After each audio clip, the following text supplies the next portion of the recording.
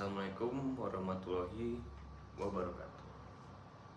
Selamat pagi, siang, sore, dan malam untuk pemirsa semua dimanapun Anda berada. Perkenalkan, nama saya Irtiza Gazadanendra. Pada kesempatan kali ini, saya akan berbagi kepada pemirsa sekalian mengenai kopi sebagai teman setia. Bagi sebagian orang, kopi bukan hanya sebatas minuman. Saat ini, kopi sudah menjadi gaya hidup dan teman untuk menemani hari-hari yang padat. Banyak orang mengkonsumsi kopi secara rutin untuk menambah energi dan meningkatkan fokus mereka. Kopi juga sering dikonsumsi untuk menemani waktu istirahat, menjadi teman saat menyelesaikan tugas, atau sebagai pelengkap saat berbincang bersama teman-teman. Saya pun mengalami masa di mana kopi menjadi bagian penting bagi kehidupan dan aktivitas saya sehari-hari. Dulu saya hanya meminum kopi 1 cangkir per hari, tapi lama-kelamaan jumlahnya terus bertambah. Saat ini saya mengkonsumsi 3 cangkir kopi hampir setiap harinya.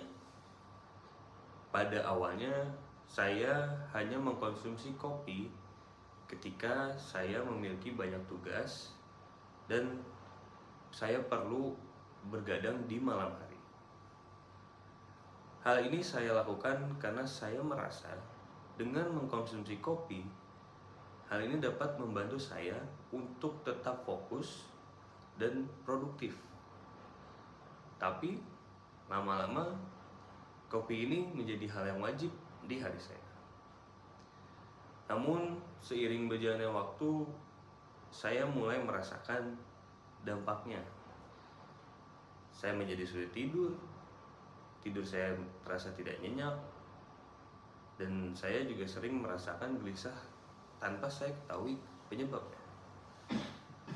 Kemudian ketika saya tidak mengkonsumsi kopi, saya merasa tubuh saya tidak memiliki energi untuk beraktivitas, dan saya merasa diri saya itu sulit untuk berkonsentrasi. Sebetulnya kopi ini memiliki banyak manfaat apabila dikonsumsi dalam jumlah yang wajar. Menurut Mayo Clinic, batas aman konsumsi kopi dalam sehari itu sebanyak 400 mg atau setara dengan 4 cangkir kopi seduh. Kandungan kafein dalam kopi ini dapat membantu meningkatkan konsentrasi dan membuat tubuh terasa lebih segar. Beberapa penelitian juga menyebutkan bahwa konsumsi kopi yang dengan jumlah yang wajar dan secara rutin dapat menurunkan terjangkitnya penyakit-penyakit tertentu. Nah, contohnya seperti diabetes tipe 2,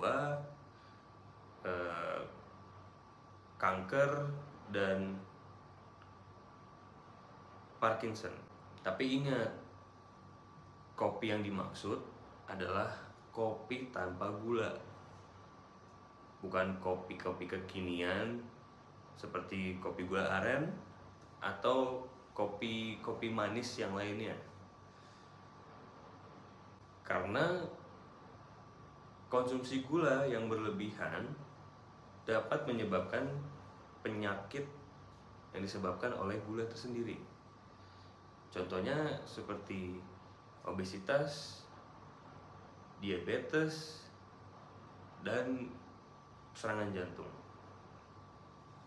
Nah, apabila kopi dikonsumsi terlalu sering atau terlalu banyak, kopi juga dapat menyebabkan berbagai dampak negatif. Contohnya seperti Pertama, meningkatkan asam lambung. Jadi kafein dalam kopi ini dapat meningkatkan jumlah asam lambung yang menyebabkan iritasi pada saluran cerna yang dapat menyebabkan sakit perut, diare, yang meningkatkan resiko GERD. Yang berarti peningkatan asam lambung di kerongkongan ini menyebabkan panas dan terbakar di dada dan tenggorokan. Dampak negatif lainnya yaitu jantung berdebar lebih cepat. Kafein dalam kopi dapat merangsang pelepasan hormon adrenalin yang dapat menyebabkan tekanan darah meningkat atau hipertensi, dan jantung berdetak lebih cepat. Hal ini memaksa jantung untuk bekerja lebih keras, bekerja untuk memompa darah ke seluruh tubuh, yang lama-kelamaan hal ini dapat melemahkan kinerja jantung. Dampak buruk lainnya adalah insomnia. Kafein dalam kopi dapat merangsang saraf dan otak, membuat seseorang tidak bisa tidur, tidur tidak nyenyak,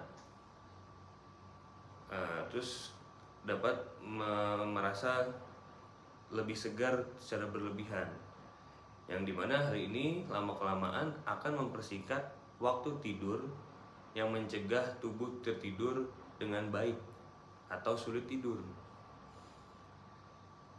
Nah, dampak lainnya itu mengalami gangguan kecemasan. Kafein ini dikenal karena kemampuannya untuk meningkatkan kewaspadaan, karena kopi menghalangi efek adenosin, zat kimia otak yang menyebabkan kelelahan pada tubuh. Namun, kafein dalam jumlah besar bisa membuat kita gelisah. Kegelisahan dan kecemasan yang disebabkan oleh banyak minum kopi itu biasa disebut dengan kafeinisme. Dampak buruk yang terakhir yaitu dengan meminum kopi berlebihan dapat menyebabkan ketergantungan terhadap kopi. Itu seperti yang telah saya alami. Ketika seseorang terbiasa mengkonsumsi kopi setiap hari, tubuh bisa terasa lemah, pusing, dan sulit berkonsentrasi apabila tubuh tidak mendapatkan asupan kafein. Nah, agar tetap bisa menikmati kopi tanpa mengalami dampak buruknya, kita perlu mengatur pola konsumsi kopi kita. Kita dapat membatasi jumlah konsumsi, misalnya cukup dengan konsumsi 1 cangkir per hari, atau konsumsi kopi hanya ketika kita membutuhkan energi yang lebih banyak. Jika sudah merasa terlalu bergantung pada kopi, kita dapat mencoba untuk mengurangi konsumsi kopi ini secara bertahap. Dengan begitu, kita tetap bisa menikmati kopi tanpa harus khawatir akan dampak buruk dari kopi ini. Sebagai penutup, kopi memang menawarkan kenikmatan dan dorongan energi yang bermanfaat. Tetapi kita harus ingat bahwa segala sesuatu yang berlebihan itu tidak baik dan menimbulkan resiko. Dengan menerapkan batas konsumsi, mengatur waktu minum, serta membangun pola hidup yang sehat, kita dapat menikmati kopi secara bertanggung jawab.